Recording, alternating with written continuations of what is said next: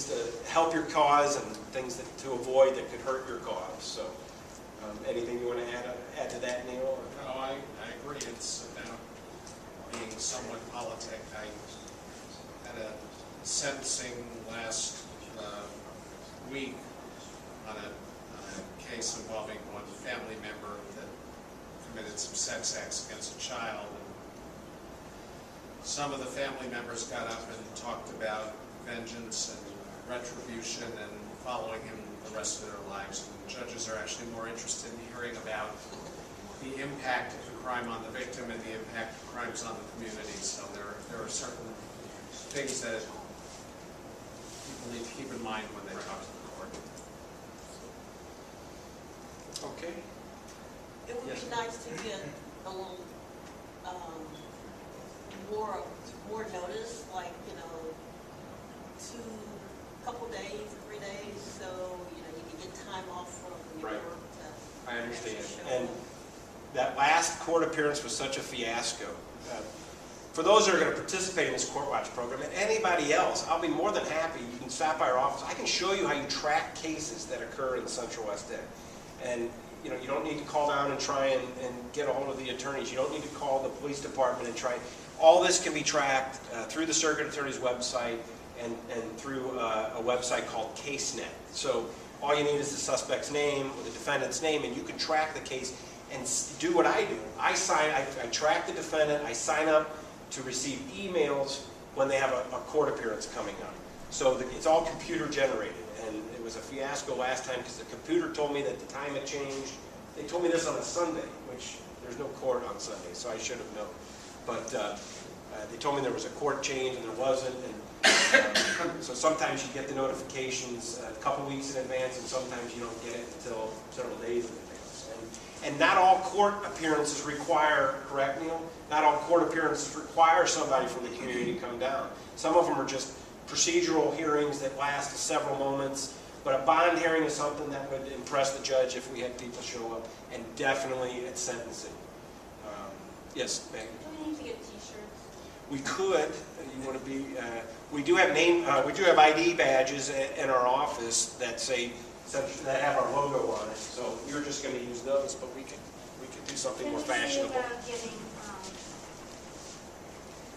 pricing, getting T-shirts? Sure, absolutely. Because I think that sends a good.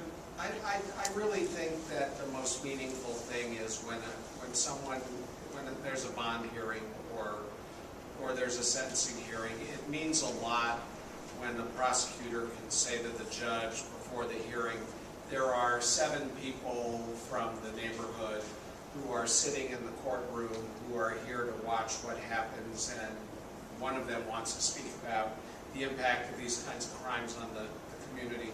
Judges come up for retention.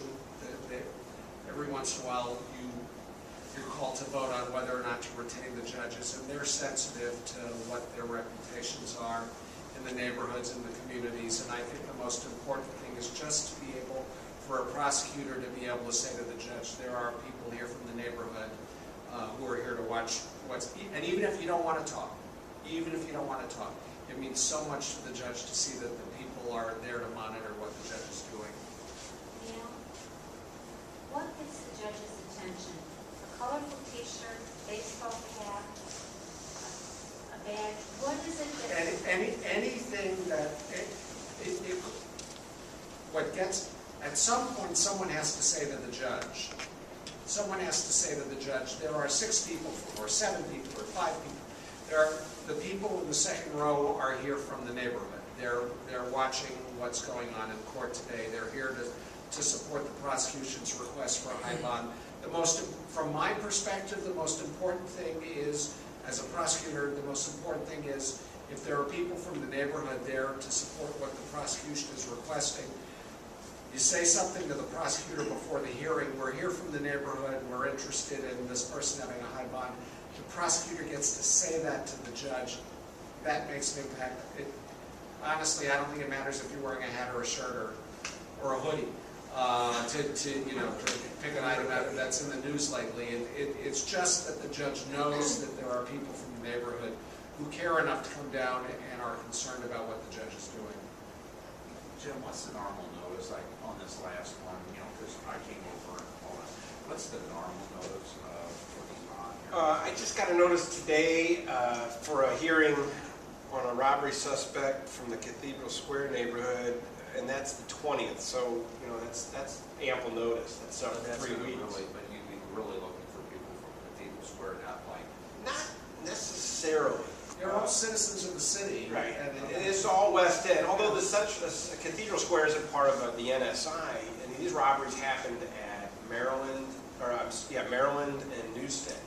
That's pretty close to home.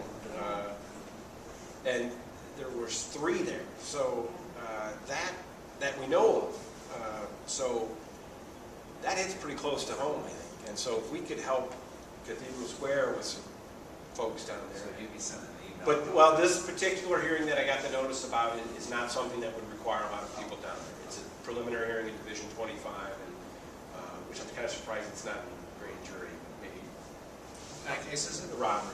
Yeah, that's surprising to me. Yeah. That's probably going to get moved to grand Right, jury. so even when we get the notices, sometimes it's misinformation, so. But another feature I saw on the circuit attorney's website is you can actually it's a searchable website. You can search the Central West End for active cases, and that's how we plan on doing some historical homework on what cases are pending, that we can get this group up and running and start attending these hearings immediately as soon as we get a core group. But, does anybody else have any questions?